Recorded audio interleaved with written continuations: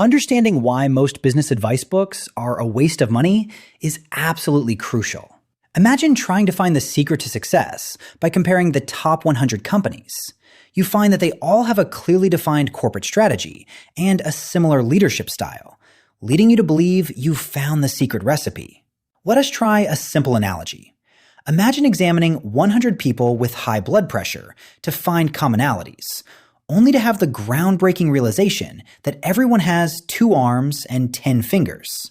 It is highly questionable whether that is the actual reason for their condition, which clearly highlights a truly astonishing fallacy. Many business guides fall into this trap.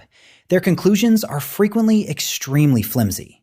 The authors of these business guides succumb to massive illusions and methodological errors, whether they do it intentionally or completely by accident. You must figure out which guides actually convey valuable knowledge, and which ones should be banished from your bookshelf forever. Why do we believe these lies? Every single executive is desperately searching for the holy grail of management, hunting for the ultimate recipe for success. There are tons of promising guides out there that claim to explain exactly how we can secure the permanent success of our company. But they rely on pseudoscientific speculation. This pseudoscience relies heavily on isolated cases, using anecdotes and stories that contain absolutely no generally valid statements.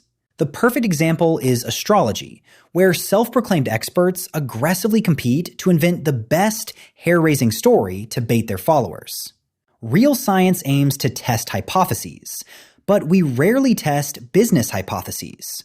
We limit ourselves to simple observations, trying to track down the reason for a company's success or failure, without conducting any real experiments. Corporate success is incredibly difficult to study, because every single success story represents a completely isolated, unique case. Findings simply cannot be generalized. Therefore, we are often left to merely speculate about the actual underlying reasons for a company's success. Take the industrial firm ABB, once highly praised by the Financial Times for its advanced organizational structure and strategy. Yet, when the company almost went bankrupt in 2005, those exact same factors were suddenly cited as the reasons for its failure. The exact same traits blamed for both success and failure. Perhaps the company was successful despite these characteristics, not because of them, and the real cause lies entirely elsewhere. Perceptual biases often make us completely unable to even assess whether a company is truly successful, or if appearances are deceiving. Remember the class nerd? Always polite and neatly dressed. The perfectly ironed shirt alone was enough to convince the teachers of his extreme cleverness and his unyielding diligence. This type of prejudice is called the halo effect, where one single characteristic falsely suggests certain other, unrelated traits. It magically reduces cognitive dissonance. Our brain aggressively tries to avoid contradictions by inventing seemingly logical stories to categorize complex situations much more easily. We let the most obvious characteristic of our counterpart completely determine the overall picture we draw of them. This single trait makes us blind. Attractive people are automatically considered highly competent. In job interviews, applicants who perfectly meet societal beauty ideals are found to be far more qualified than their less attractive competitors. This happens even with the exact same answers. This treacherous halo effect also plays a massive destructive role when we evaluate corporate success and overall business performance. We tend to find out a company's profit and, based entirely on that single metric, infer its culture, organization, and values. The Financial Times heavily reports this. They frequently report on the supposedly great HR departments of companies that are currently considered particularly successful. However, in direct comparison with other HR departments, hardly any real difference can actually be found in reality. Do not fall for the halo effect. Even deep academic studies routinely draw completely false conclusions. To avoid the halo effect, scientists must rigorously ensure that a completely independent variable is used to examine any single aspect. For example, an employee survey assessing customer service only allows limited conclusions about its actual impact on overall corporate profitability. The respondents' opinions are hopelessly biased entirely by their knowledge of profitability.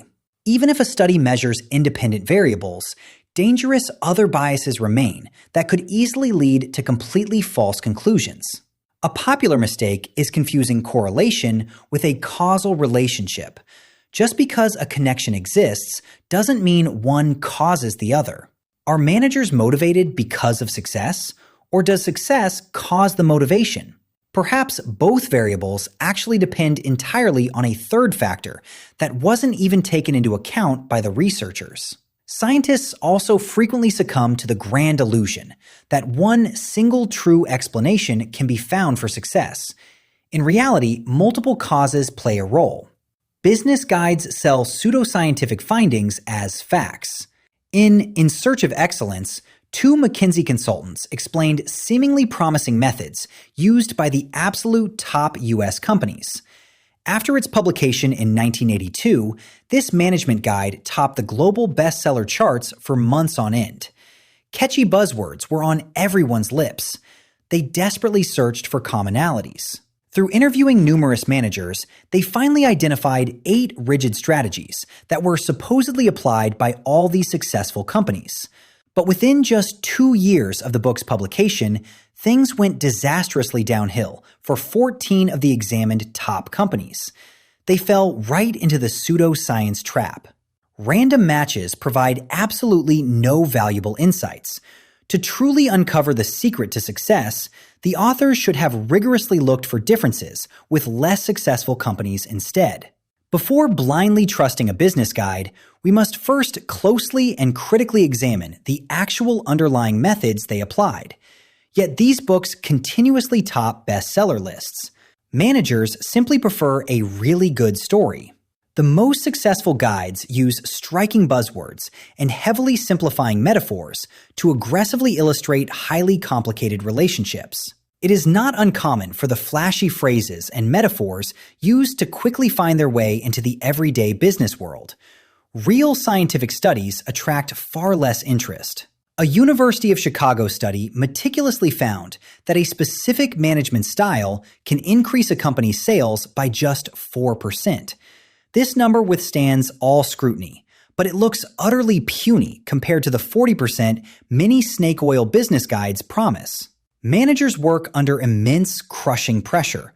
They drastically prefer simple and radical solutions.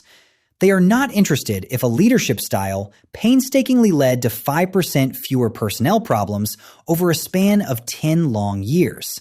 They only care if this leadership style miraculously increases their sales by 10% within the next 2 agonizing weeks. They tell the audience exactly what it wants to hear. Guaranteed success is a complete, devastating illusion. Company success is so immensely complex and dependent on so many factors that there simply cannot be one secret to success. However, some core methods that promote success and affect strategy and execution have emerged from the noise in the past.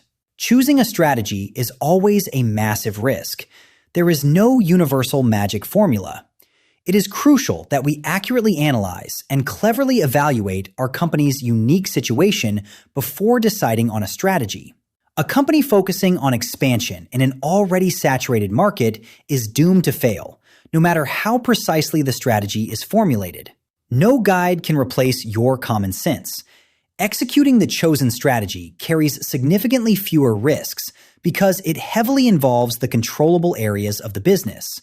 A clever strategy and its skillful execution can contribute to success, but they are certainly not a miracle solution.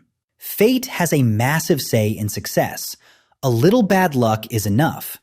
No matter how great a company is run, a little bit of bad luck is enough to drive a company into total ruin.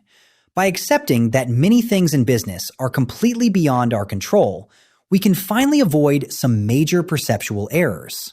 Business doesn't follow strict physical laws. Success doesn't just depend on our decisions, but also on highly favorable circumstances and a significant amount of luck. Only when we deeply realize this can we expose false promises of success and finally decide our own unscripted path. Business without massive risk simply does not exist. There is no patent recipe for success. We must fundamentally accept that there is no success without risk, and simple business guides are just selling comforting illusions.